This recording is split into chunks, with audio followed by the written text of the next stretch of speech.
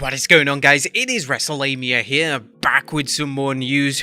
Jeez, I'm still reeling from yesterday's news. Now, I was having dinner with my wife yesterday because it was our 5th anniversary, and that's when the news dropped that Bray Wyatt had been released from the WWE. I had to tell her, look, I gotta do this first, then we'll continue our dinner. This is massive news. Well, she understood. Well, kind of. Anyway, let's look at the wildest news stories and rumors you need to know for today, including the real reason why he was released from the WWE. Bray was actually creatively frustrated in the WWE when he was set to make his return to television, the reaction from WWE superstars regarding his release, Kurt Angle has turned down AEW, Braun Strowman teases a reunion with Bray Wyatt, and much more. Be sure to subscribe and hit that notification bell for daily wrestling videos, and follow us on Facebook for exclusive lists. Now let's hit the intro and get straight into the first story.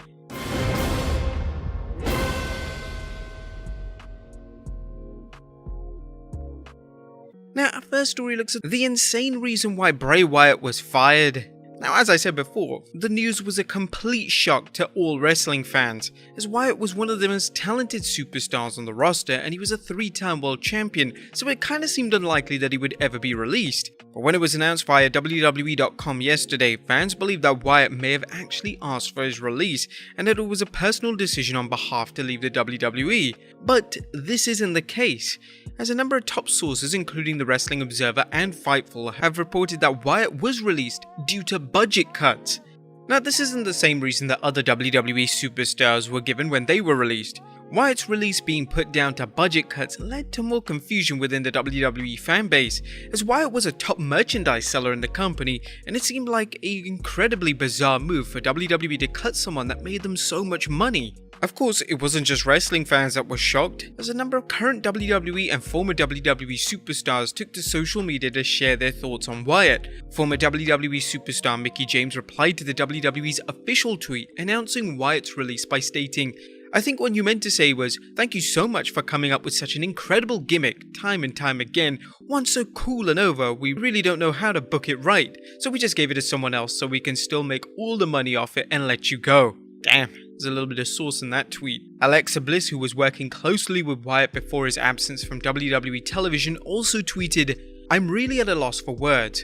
Thank you so much, Wyndham, for everything that you've done for this company. The most fun I've had is working with you. Such an amazing talent and most kind person. I'm just in shock." Unfortunately, a number of fans began to directly blame Alexa for Wyatt's release, and this forced the former women's champion to make her Twitter account private. WWE legend Mick Foley also made a touching tribute to the work of Wyatt in a Twitter post saying, "With WWE's release of Bray Wyatt, the company has lost a true visionary and a creative genius, one of the most innovative makers of mayhem pro wrestling has ever seen.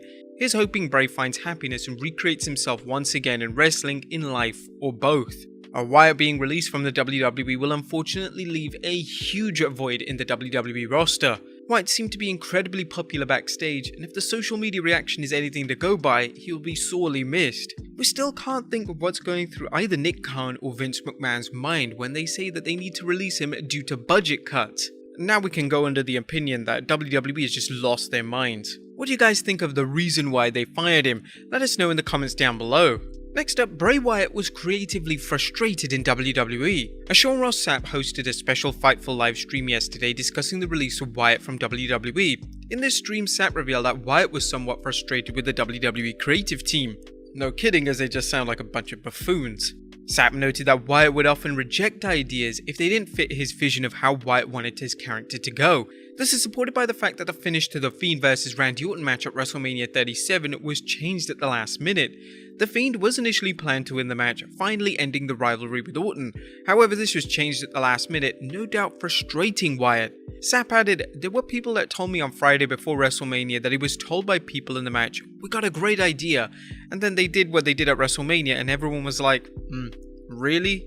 Yeah, just doesn't make any sense." Now, there is a company which offers creative freedom to wrestlers.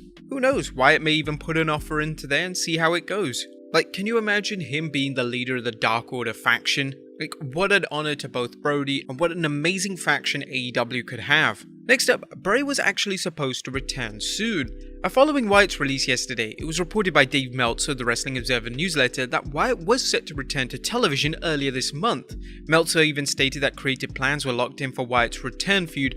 Although he didn't comment on who Wyatt was going to feud with, he was advertised for their August 9th edition of Raw, so it appears as if that's when WWE were planning on having Wyatt make his grand return to WWE. A number of fans believed that Wyatt would be going to SmackDown to feud with Finn Balor, with some fans believing the Balor vs Wyatt program would have been one of the matches of the SummerSlam card. However, with Balor now entering a feud with Baron Corbin, that clearly was never the plan. Next up, why Bray Wyatt was absent from WWE television following WrestleMania 37. Following Wyatt's loss to Randy Orton at WrestleMania 37, fans have been wondering why he was absent from WWE programming. Well, according to Dave Meltzer, Wyatt was out of action due to medical reasons, but he didn't disclose what these medical reasons were.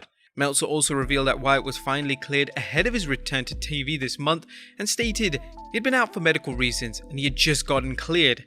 Then when he got cleared, they evaluated the situation and he was told that due to budgetary reasons that he's being cut.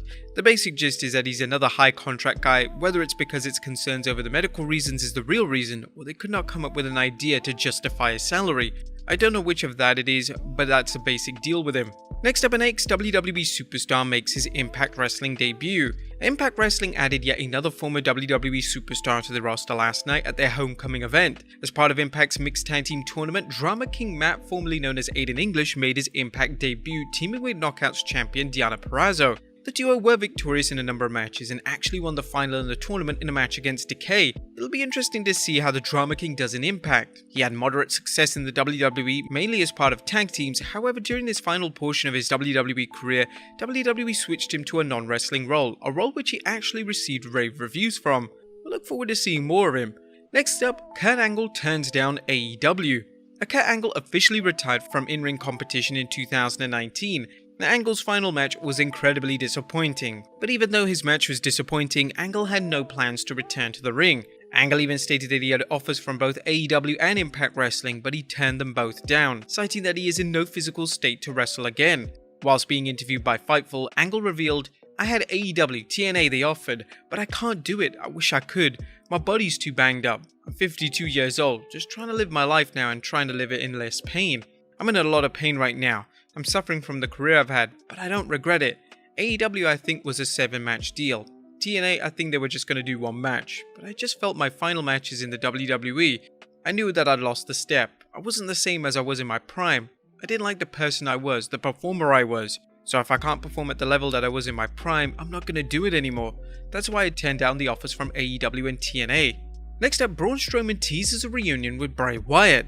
Following Wyatt's release yesterday, Wyatt's real-life friend and former WWE superstar Braun Strowman took to Twitter to tease a reunion between the two friends. Braun posted a picture of the two men with the caption, "Brother, I'm waiting."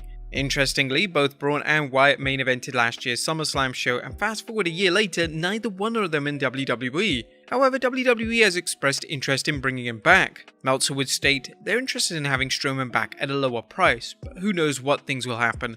I guess he signed up to do a show in Qatar, so he's doing some indies, so he'll get a big payday off that. It'll be interesting to see where Braun ends up, as it was reported that AEW as well as independent companies were interested in bringing him in, so it looks like the decision is ultimately up to Braun himself. And finally, an Owen Hart tribute show in AEW. Our final story relates to AEW filing a brand new trademark. On July 28th, AEW filed for the trademark King of Hearts. This was notable for being the nickname that the legendary Owen Hart used during his WWE career, so it'll be interesting to see what capacity AEW are going to be using the trademark for. Fans are speculating that they'll be running some kind of tribute show for Owen, however these are just rumours at this point. But there you have it folks, the wildest news stories and rumours you need to know. Be sure to leave your comments down below, and I'll see you next time with some more wrestling content.